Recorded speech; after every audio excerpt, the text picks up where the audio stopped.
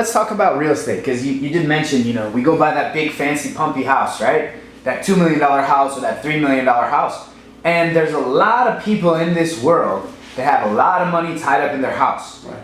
And it's kind of a myth that, let's say, home ownership or, buying these things and actually having possession or all your money into a house, that it's a good investment. It's really, on the other side, it's not a good investment, because the amount of percentage that you get compared to options is so different. So explain about somebody like, whether it's a professional football player, whether it's just a retired couple, they may have over-purchased on a property and they have all their money sitting in this as their all eggs in one basket kind of place. And I even have clients coming to me with $1 million worth of property saying that they're poor, that they can't live off. They're living off $3,000 a month from their retirement accounts, from whatever, from their pension. So they're getting a $3,000 a month pension.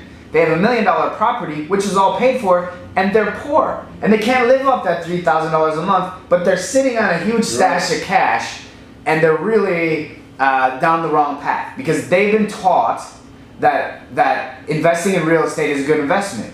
But there's the margin that you can make on a yearly basis. The prices of real estate in Marco Island, for example, which is on the high end, they only go up 2% a year. So what are you really going to make there?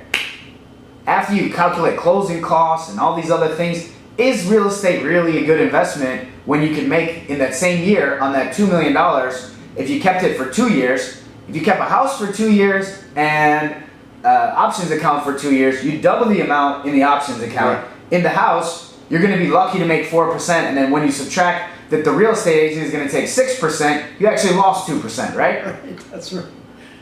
You got to pay the maintenance and the taxes. So you lost more than 2%, right? Right.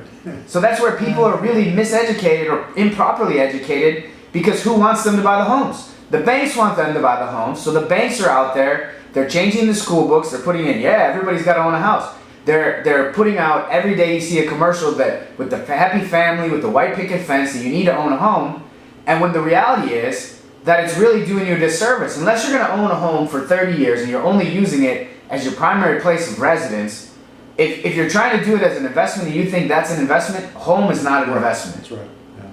But a lot of people think a home is an investment.